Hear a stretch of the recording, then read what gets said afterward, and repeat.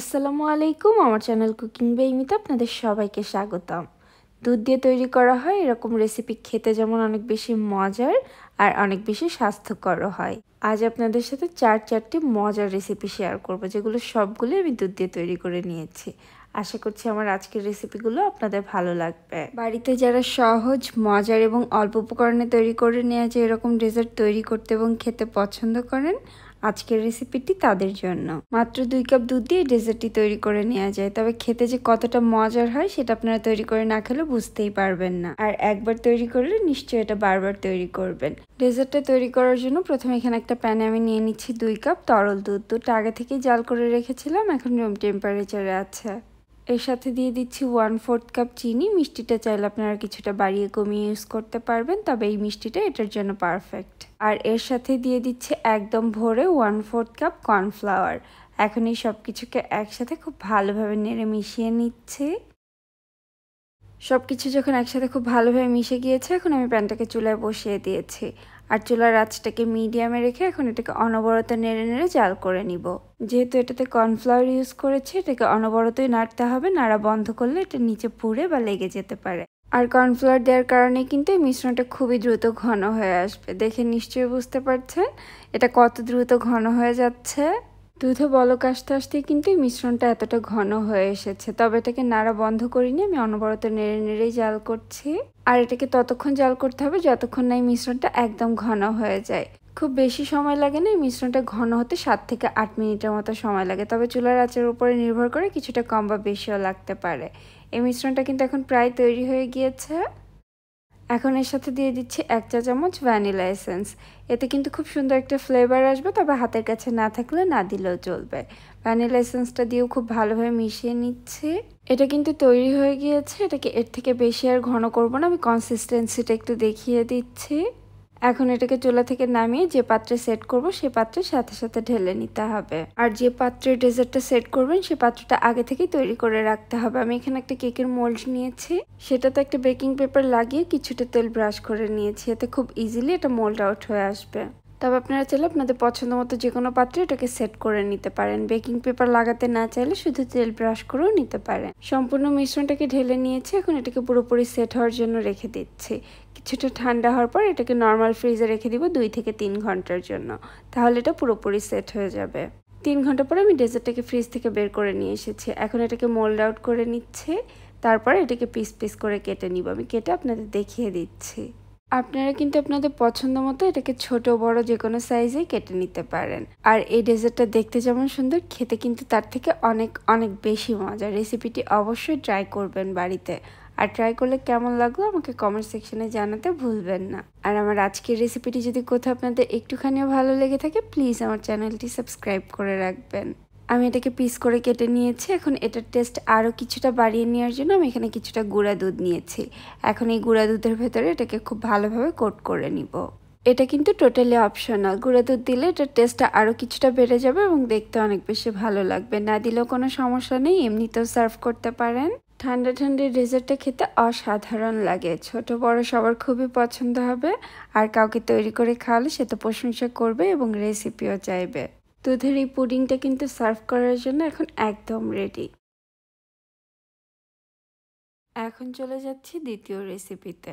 আজ যে রেসিপিটি তৈরি করে দেখাবো সেটা আমরা সবাই কম বেশি তৈরি করতে পারি এবং সবাই খেতেও খুবই পছন্দ করি। আর সেটা হচ্ছে পায়েস। তবে আজ একদমই ভিন্ন ধরনের একটি পায়েসের রেসিপি শেয়ার করব, যেটা তৈরি করার জন্য আপনার চাউলের কোনো প্রয়োজন নেই। চাউল ছাড়াই পায়েসটা তৈরি করে নিতে পারবেন খুবই অল্প সময়ে। আর খেতে এত বেশি মজার হয় যে একবার যদি এভাবে তৈরি করেন, নিশ্চয়ই বারবার এভাবেই তৈরি করবেন। এখন কথা না বাড়িয়ে তাড়াতাড়ি রেসিপিতে চলে যাচ্ছে। এটা একটা আফগানি পায়েসের রেসিপি। আর এটা তৈরি করার জন্য প্রথমে আমি চুলায় একটা প্যানে 1 লিটার কাঁচা তরল দুধ নিয়ে নিয়েছি। এখন এই দুধটাকে জাল করে নিব। দুধটাকে জাল হতে রেখে একটা পায়েসের মিশ্রণ তৈরি করে নিব। এখানে একটা বাটিতে নিয়ে নিচ্ছে 5 টেবিল চামচ চাউলের গুঁড়া। নর্মাল যে চাউলের গুঁড়াটা দিয়ে আমরা পিঠা তৈরি করি সেটা এখানে আমি ইউজ করেছি। তবে আপনাদের হাতের কাছে যদি চাউলের গুঁড়াটা না থাকে, সেক্ষেত্রে চাইলে কিন্তু আপনারা চালটাকে ব্লেন্ডারে গুঁড়া করেও নিতে পারেন। এর সাথে দিয়ে দিচ্ছি 5 টেবিল চামচ গুঁড়া দুধ। যতটুকু চাউলের গুঁড়া ইউজ করবেন ঠিক ততটুকুই গুঁড়া দুধ ইউজ করতে হবে। খুব সামান্য একটু লবণ দিয়ে দিচ্ছি। আর এর সাথে আমি দিয়ে দিচ্ছি 1 কাপ তরল দুধ। এই দুটো আগে থেকে জাল করে রেখেছিলাম, এখন রুম টেম্পারেচারে আছে। এই সব কিছুকে এখন খুব ভালোভাবে মিশিয়ে নিচ্ছি। খেয়াল রাখতে হবে যেন এটার ভেতরে কোনো লাম্পস না থাকে। আমি এই পায়েসটা তৈরি করার জন্য টোটাল 5 কাপ তরল দুধ ইউজ করেছি। 4 কাপ মানে 1 লিটার তরল দুধ আমি চুলায় জাল হতে রেখেছি, আর 1 কাপ এখানে ইউজ করেছি, টোটাল 5 কাপ। আপনারা যদি 4 কাপ তরল দুধ ইউজ করেন তাহলে 4 টেবিল চামচ চালের গুঁড়া ইউজ করতে হবে। খেয়াল রাখতে হবে যেই কয় টেবিল চামচ চাউলের গুঁড়া সেই কয় কাপ দুধই ইউজ করতে হবে। সব কিছুকে একসাথে খুব ভালোভাবে মিশিয়ে নিয়েছি, আর এর মাঝে দুধও বলক চলে এসেছে। যে মিশ্রণটা তৈরি করেছি এখন সম্পূর্ণ মিশ্রণটা আমি দুধের মধ্যে ঢেলে দিচ্ছি। এ পর্যায়ে কিন্তু চুলার আঁচটাকে একদম লো করে নিয়েছি, তা না হলে এটা চুলায় দেওয়ার সাথে সাথেই কিন্তু দুধটা নিচের থেকে পুড়ে বা লেগে যেতে পারে। এখন চুলার আঁচটাকে মিডিয়াম লোতে রেখে এটাকে অনবরত নেড়ে নেড়ে জাল করতে হবে। যেহেতু গুঁড়া দুধ এবং চালের গুঁড়া এখানে ইউজ করেছি, খুব দ্রুতই দেখবেন এটা ঘন হতে শুরু করবে। 1 মিনিটের জন্য নাড়া বন্ধ করা যাবে না, তাহলে সাথে সাথে নিচে ধরে যেতে পারে। আমি চালের গুঁড়ার মিশ্রণটা আলাদা করে তৈরি করে তারপর এটাকে মিশিয়ে নিয়েছি। তবে আপনারা চাইলে কিন্তু দুধের সাথে একসাথে মিশিয়ে নিয়ে এটাকে জাল করে নিতে পারেন। আর চালের গুঁড়া দিয়ে এভাবে পায়েসটা তৈরি করলে এটা তৈরি হতে একদমই সময় লাগে না, খুবই অল্প সময়ে পায়েসটা তৈরি করে নেওয়া যায়। আর খেতে যে কত বেশি মজার হয় সেটা বাসায় আপনারা তৈরি না করলে বুঝতেই পারবেন না। চুলার আঁচটাকে মিডিয়াম লোতে রেখে এটাকে আমি 5-6 মিনিটের মতো জাল করে নিয়েছি। এটা এখন বেশ খানিকটা ঘন হয়ে এসেছে। এখন এর সাথে দিয়ে দিচ্ছি 1/3 কাপ চিনি। মিষ্টিটা চাইলে আপনারা কিছুটা বাড়িয়ে কমিয়ে এখানে ইউজ করতে পারবেন। আর দিয়ে দিচ্ছি খুব সামান্য একটু এলাচের গুঁড়া। এটা ফ্লেভারের জন্য ইউজ করেছি, এলাচের গুঁড়া হাতের কাছে না থাকলে 2টা এলাচ থেতো করে ইউজ করতে পারেন। সব কিছুকে একসাথে খুব ভালোভাবে মিশিয়ে নিচ্ছে, আর এটাকে আরও কিছুক্ষণ জাল করে নিব। আর এই পায়েসের স্বাদটা আরও অনেক গুণে বাড়িয়ে নেওয়ার জন্য আমি এখানে আরেকটা চুলা একটা প্যানে নিয়ে নিচ্ছি 2 টেবিল চামচ চিনি। এই চিনির ক্যারামেল তৈরি করে নিব। চুলার আঁচটাকে মিডিয়াম লোতে রেখে চিনিটা পুরোপুরি গলে ক্যারামেলের সুন্দর একটা কালার চলে আসা পর্যন্ত এটাকে জাল করে নিব। আর আমি আগেই বলেছি পায়েসটা কিন্তু নাড়া বন্ধ করা যাবে না, সেটাকেও কিন্তু অনবরত নেড়ে নেড়ে জাল করতে হবে। এই তো আমার ক্যারামেলটা কিন্তু তৈরি হয়ে গিয়েছে, খুব সুন্দর একটি কালার চলে এসেছে। এখন আমি পায়েসের মধ্যে ক্যারামেলটাকে ঢেলে দিচ্ছি। আর এটা কিন্তু অপশনাল, তবে দিলে কিন্তু পায়েসের টেস্টটা অনেক গুণেই বেড়ে যাবে, আর পায়েসেও খুব সুন্দর একটা কালার চলে আসবে। সম্পূর্ণ ক্যারামেলটা ঢেলে দেওয়ার পরে এটাকে আবারও খুব ভালোভাবে নেড়ে নেড়ে মিশিয়ে নিচ্ছি, আর এটাকে আরও 3-4 মিনিটের মতো জাল করে নিচ্ছি। মাত্র 10 মিনিটের মধ্যেই কিন্তু আমার পায়েসটা তৈরি হয়ে গিয়েছে। আমি কনসিস্টেন্সিটা একটু দেখিয়ে দিচ্ছি। এটাকে এর থেকে বেশি আর ঘন করব না, কেননা এটা ঠান্ডা হওয়ার পরে আরও কিছুটা ঘন হয়ে আসবে। এখন এটাকে চুলা থেকে নামিয়ে নিচ্ছি, আর পছন্দসই বলে ঢেলে এটাকে সার্ভ করব। তবে এই পায়েসটাকে কিন্তু গরম গরম সার্ভ করতে যাবেন না, এটাকে ফ্রিজে রেখে পুরোপুরি ঠান্ডা করে তারপরে সার্ভ করবেন। এটা ঠান্ডা ঠান্ডা খেতে অনেক বেশি ভালো লাগে। বলে ঢেলে নেওয়ার পরে উপরে বেশ খানিকটা বাদাম দিয়ে আমি এটাকে গার্নিশ করে নিচ্ছি। আমি কিছুটা পেস্তা বাদাম এবং কাঠবাদাম দিয়ে দিচ্ছি। বাদাম দিলেও এটা খেতে অনেক বেশি ভালো লাগে, তবে হাতের কাছে না থাকলে না দিলেও চলবে। এমনিতেই পায়েসটা খেতে অনেক বেশি মজার। কাউকে যখন একবার তৈরি করে খাওয়াবেন সে নিশ্চয়ই আপনার প্রশংসা করতে বাধ্য হবে। রেসিপিটি আপনারা একবার হলেও ট্রাই করতে পারেন, আশা করছি অনেক বেশি ভালো লাগবে। আর আমার রেসিপিটি যদি কোথাও আপনাদের একটুখানিও ভালো লেগে থাকে প্লিজ আমার চ্যানেলটি সাবস্ক্রাইব করে রাখবেন। কথা বলতে বলতে 3 নম্বর রেসিপিতে চলে এসেছে, আর 3 নম্বরে আজ একটি মিষ্টি রেসিপি শেয়ার করব। আজ যে মিষ্টি রেসিপিটি শেয়ার করব সেটা তৈরি করে আপনারা মাস জুড়ে সংরক্ষণ করে রাখতে পারবেন, তবে এটা খেতে এত বেশি মজার হয় যে তৈরি করে খুব বেশি দিন রাখতেই পারবেন না। আমি আশা করছি আমার আজকের এই সহজ এবং মজার মিষ্টি রেসিপিটি আপনাদের খুবই ভালো লাগবে। এখন কথা না বেরিয়ে পুরো রেসিপিতে চলে যাচ্ছি। প্রথমে চুলা একটা প্যান বসিয়ে নিয়ে নিচ্ছি 1/4 কাপ চিনি, এর সাথে দিয়ে দিচ্ছি 1/4 কাপ পানি। যতটুকু চিনি ইউজ করতে হবে ঠিক ততটুকুই পানি দিতে হবে। এখন চিনিটা পুরোপুরি গলে এটাতে বলক আসা পর্যন্ত অপেক্ষা করছি। চিনিটা পুরোপুরি গলে এটাতে বলক চলে এসেছে। এখন এটাকে আরও কিছুক্ষণ জাল করে কিছুটা ঘন করে নিব। চুলার আঁচটাকে মিডিয়ামে রেখেছি, আর এটাকে আমি 3-4 মিনিট জাল করে নিয়েছি। দেখে নিশ্চয়ই বুঝতে পারছেন এটা বেশ খানিকটা ঘন হয়ে এসেছে, আর এটাতে মোটামুটি 1 তার তৈরি হচ্ছে। 1 তার তৈরি না হলেও সমস্যা নেই, কিছুটা ঘন করে নিলেই হবে। এ পর্যায়ে এর সাথে দিয়ে দিচ্ছি 2 চা চামচ ঘি। ঘি দিয়ে খুব ভালোভাবে মিশিয়ে নেওয়ার পরে দিয়ে দিচ্ছি 1/4 চা চামচের মতো এলাচের গুঁড়া। এটা ফ্লেভারের জন্য ইউজ করছি। হাতের কাছে এলাচের গুঁড়া না থাকলে 2টো এলাচ থেতো করে ইউজ করতে পারেন। এখন চুলার আঁচটাকে আমি একদম লো করে নিয়েছি। সব কিছুকে ভালোভাবে মিশিয়ে নেওয়ার পরে এখন এখানে নিয়ে নিয়েছি 1 কাপ গুঁড়া দুধ। এই গুঁড়া দুধটা একবারে দিব না, অল্প অল্প করে দিয়ে এটাকে মিশিয়ে নিব। আমি 3বারে দিয়ে এটাকে মিশিয়ে নিচ্ছি। গুঁড়া দুধটাকে মিশিয়ে নেওয়ার সময় হয়তো বা মনে হতে পারে এটা মিশবে না ভালোভাবে বা ড্রাই হয়ে যাবে, এমনটা কিছুই হবে না। দেখবেন খুব ইজিলি এটা মিশে যাবে। তবে খেয়াল রাখতে হবে এই পর্যায়ে চুলার আঁচটাকে কিন্তু একদম লোতে রাখতে হবে। গুঁড়া দুধটা খুব ভালোভাবে মিশে গিয়েছে আর এটা আবারও কিছুটা সফট হতে শুরু করেছে। এ পর্যায়ে দিয়ে দিচ্ছি 1 টেবিল চামচ ঘি। ঘি দিয়ে এখন এটাকে আবারও খুব ভালোভাবে নেড়ে নেড়ে মিশিয়ে নিচ্ছে। আর আমি প্রথমে 2 চা চামচ ঘি দিয়েছিলাম, এখন ভরে 1 টেবিল চামচ দিয়েছি। টোটাল এখানে 2 টেবিল চামচের মতো ঘি ইউজ করেছি আমি মিষ্টিটা তৈরি করার জন্য। ঘি দিয়ে ভালোভাবে মিশিয়ে নেওয়ার পর দেখে নিশ্চয়ই বুঝতে পারছেন এই মিশ্রণটা কিন্তু এখন প্যানের গা পুরোপুরি ছেড়ে দিয়েছে।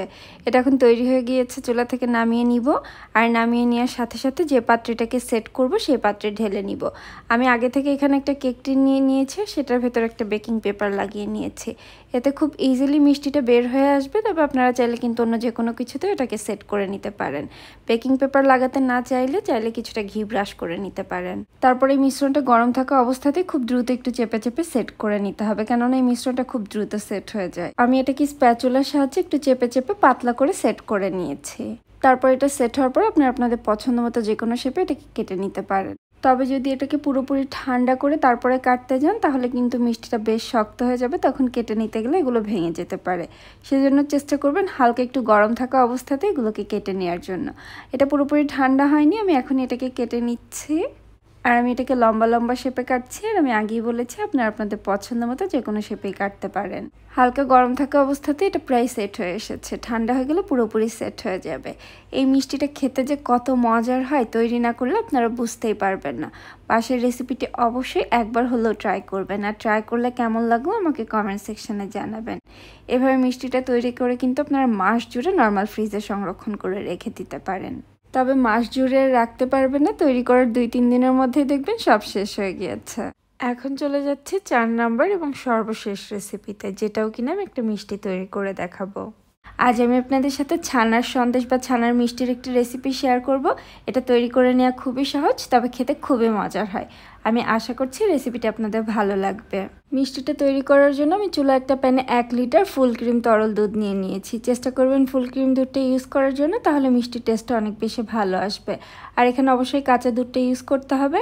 এখন দুধটাকে জাল করে নিব, তবে খুব বেশি সময় এটাকে জাল করব না, কারণ এই 1 লিটার দুধ দিয়ে ছানা তৈরি করে নিব। শুধুমাত্র দুধে একটা বলক আসা পর্যন্ত এটাকে জাল করে নিব। তবে মাঝে মাঝে এটাকে নেড়ে নেড়ে জাল করতে হবে যেন দুধের উপরে সর না পড়ে। দুধে সর পড়ে গেলে সেই দুধ দিয়ে ছানাটা ভালো হয় না। দুধে বলক চলে এসেছে, এখন আমি চুলার আঁচটাকে বন্ধ করে দিচ্ছি আর দুধটাকে 1 মিনিটের মতো হালকা একটু নেড়ে নেড়ে ঠান্ডা করে নিচ্ছি। সাথে সাথে ছানা কেটে নিলে সেই ছানাটা অনেক সময় শক্ত হয়ে যায়। আমি এটাকে একটু নেড়ে নেড়ে ঠান্ডা করে নিচ্ছি, তা না হলে এভাবে রেখে দিলে দুধের উপরে সর পড়ে যাবে। 1 মিনিটের মতো এটাকে ঠান্ডা করে নিয়েছি। এখন লেবুর রস দিয়ে আমি ছানাটা তৈরি করে নিব। আমি এখানে 3 টেবিল চামচের মতো লেবুর রস নিয়ে নিয়েছি। সম্পূর্ণ লেবুর রসটাকে একবারে দিয়ে দিব না, অল্প অল্প করে দিয়ে দুধটাকে নেড়ে নেড়ে ছানাটা তৈরি করে নিব। যদি ছানা তৈরি হয়ে যায় তাহলে আর ভিতরে সম্পূর্ণ লেবুর রসটা দেওয়ার প্রয়োজন নেই, যতটুকু প্রয়োজন হবে ঠিক ততটুকুই দিতে হবে। আমি এখানে সম্পূর্ণটুকুই ইউজ করেছি, তবে আপনাদের কম বা বেশিও লাগতে পারে। আপনারা চাইলে কিন্তু লেবুর রসের পরিবর্তে হোয়াইট ভিনেগার দিয়েও ছানাটা তৈরি করে নিতে পারেন। সেক্ষেত্রে যতটুকু হোয়াইট ভিনেগার ইউজ করবেন তার সাথে ঠিক ততটুকুই পানি ইউজ করতে হবে। দেখে নিশ্চয়ই বুঝতে পারছেন ছানা এবং পানিটা আলাদা হয়ে গিয়েছে, তার মানে ছানাটা তৈরি হয়ে গিয়েছে। এখন এটাকে গরম অবস্থায় এভাবে রেখে দেওয়া যাবে না, তাহলে ছানাটা শক্ত হয়ে যাবে। সাথে সাথে এটাকে একটা ছাঁকনিতে বা একটা পাতলা কাপড়ের উপরে ঢেলে গরম পানিটা ফেলে এটাকে ঠান্ডা পানিতে কয়েকবার ধুয়ে নিতে হবে। 2-3 বার ছানাটাকে খুব ভালোভাবে ঠান্ডা পানিতে ধুয়ে ঠান্ডা করে নেওয়ার পরে এখন এই কাপড়টা দিয়ে এটাকে খুব ভালোভাবে একটু মুড়িয়ে চিপে নিচ্ছে। যতটা সম্ভব এটাকে চিপে নিতে হবে। তারপরে এই ছাঁকনির উপরে এভাবে এটাকে রেখে দিচ্ছি 15 থেকে 20 মিনিটের জন্য, তাহলে যে এক্সট্রা পানিটা রয়েছে সেটা ঝরে যাবে। ছানার পানিটা ঝরতে রেখে এখন চুলায় আমি আবার একটা প্যান বসিয়ে নিয়েছি আর নিয়ে নিচ্ছি 2 কাপ মানে 1/2 লিটার তরল দুধ। এখানে আমি ফুল ক্রিম দুধটাই ইউজ করেছি। এখন এই দুধটাকে জাল করে বেশ খানিকটা শুকিয়ে নিব। আমি 2 কাপ দুধ নিয়েছি, সেটাকে জাল করে 1 কাপের মতো তৈরি করে নিব। আর দুধটা জাল করে নেওয়ার সময় উপরে যে সরটা পড়বে সেটাকে মিশিয়ে মিশিয়ে নিয়ে এটাকে জাল করতে হবে। দুধটা ঘন হতে হতে এর মাঝে আমি যে ছানাটাকে পানি ঝরতে রেখে দিয়েছিলাম সেটা 20-25 মিনিট হয়ে গিয়েছে। এখন এটাকে আমি হাত দিয়ে কিছুটা মুথে নিব। তবে খুব বেশি সময় মুথে নিতে হবে না, 2-3 মিনিট মুথে নিলে দেখবেন এটা বেশ খানিকটা সফট হয়ে আসবে। এই তো ছানাটা মুথে নেওয়া হয়ে গিয়েছে আর এর মাঝে দুধটাও অনেকটাই ঘন হয়ে এসেছে। দেখে নিশ্চয়ই বুঝতে পারছেন দুধে কতটা মালাইও জমেছে। যখন দুধটা এরকম অনেকটাই ঘন হয়ে এসেছে আর পরিমাণটা 1 কাপের মতো রয়ে গিয়েছে, এখন এর সাথে দিয়ে দিচ্ছি 1/4 কাপ চিনি। মিষ্টিটা চাইলে আপনারা কিছুটা বাড়িয়ে কমিয়ে এখানে ইউজ করতে পারবেন। আর এটাতে ফ্লেভারের জন্য দিয়ে দিচ্ছি 1/4 চা চামচের মতো এলাচের গুঁড়া। এখন এই সব কিছুকে আবার খুব ভালোভাবে মিশিয়ে নিচ্ছি। আর যে ছানাটা মুথে রেখেছিলাম এখন সম্পূর্ণ ছানাটা দিয়ে দিচ্ছি। ছানাটা দিয়ে চুলার আঁচটাকে মিডিয়াম থেকে একটু কমিয়ে এটাকে খুব ভালোভাবে নেড়ে নেড়ে মিশিয়ে জাল করে নিতে হবে। চুলার আঁচটাকে খুব বেশি বাড়িয়ে কাজটা করা যাবে না, চুলার আঁচটাকে একটু কমিয়ে রেখে ছানাটাকে ভালোভাবে মিশিয়ে নিতে হবে। আর এর সাথে দিয়ে দিচ্ছি 1 টেবিল চামচ ঘি। ঘি দিলে এটাতে কিন্তু দারুণ একটা ফ্লেভার আসবে। সব কিছুকে খুব ভালোভাবে নেড়ে নেড়ে জাল করে নিচ্ছি। আর কিছুক্ষণ জাল করে নিতে নিতেই দেখবেন এটা অনেকটাই ঘন হতে শুরু করবে। আমি এটাকে অনবরত এইভাবে নেড়ে নেড়েই জাল করে নিচ্ছি। দেখে নিশ্চয়ই বুঝতে পারছেন এটা কিন্তু অনেকটাই ঘন হয়ে এসেছে আর এটা প্যানের গাও ছাড়তে শুরু করেছে। তবে এটাকে খুব বেশি সময় জাল করে একদম ড্রাই করে ফেলা যাবে না, তাহলে কিন্তু ছানার মিষ্টিটা খেতে ভালো লাগবে না। যখন দেখবেন এরকম কিছুটা সফট রয়ে গিয়েছে তখন এটাকে চুলা থেকে নামিয়ে নিতে হবে। আমি এখন এটাকে চুলা থেকে নামিয়ে নিচ্ছি আর যে পাত্রে এটাকে সেট করব সেই পাত্রে কিছুটা ঘি লাগিয়ে নিয়েছি। এখন সম্পূর্ণ ছানার মিশ্রণটাকে আমি এই পাত্রে ঢেলে নিচ্ছি আর এটাকে স্প্যাচুলা দিয়ে একটু চেপে চেপে উপরটা সমান করে নিচ্ছি। তারপর এটাকে 1 থেকে 2 ঘন্টার জন্য এভাবেই রেখে দিব এটাকে সেট হওয়ার জন্য। ফ্রিজে রাখার প্রয়োজন নেই, আপনারা বাইরে রেখে দিতে পারেন। স্প্যাচুলা দিয়ে এটাকে খুব ভালোভাবে সমান করে নিয়েছি, এখন 2 ঘন্টার জন্য রেখে দিচ্ছি। 2 ঘন্টায় মিষ্টিটা কিন্তু পুরোপুরি সেট হয়ে গিয়েছে। এখন আমি এটাকে কেটে পিস করে আপনাদের দেখিয়ে দিচ্ছি। আপনারা কিন্তু এখন আপনাদের পছন্দ মতো যে কোনো শেপে এটাকে কেটে নিতে পারেন। নর্মালি ছানার মিষ্টিটা যেভাবে কাটা হয় আমি এটাকে সেভাবে পিস পিস করে কেটে নিচ্ছি। মাত্র 2টি উপকরণ দিয়ে খুব সহজে কিন্তু আপনারা এই মজার মিষ্টিটা বাসায় তৈরি করে নিতে পারবেন, যেটা দেখতে একদম দোকানের মতো আর খেতেও কিন্তু দোকানের থেকে অনেক বেশি মজার হয়। রেসিপিটি অবশ্যই বাড়িতে ট্রাই করবেন আর ট্রাই করলে কেমন লাগলো আমাকে কমেন্ট সেকশনে জানাবেন। উপরে কিছুটা বাদাম দিয়ে দিচ্ছি এটাকে গার্নিশ করার জন্য, এটা টোটালি অপশনাল। আমার আজকের রেসিপিগুলো যদি কোথাও আপনাদের একটুখানিও ভালো লেগে থাকে প্লিজ আমার চ্যানেলটি সাবস্ক্রাইব করে রাখবেন এবং একটি লাইক এবং কমেন্ট করতে ভুলবেন না। সবাই অনেক বেশি ভালো থাকবেন আর আমাদের জন্য দোয়া করবেন। আল্লাহ হাফেজ।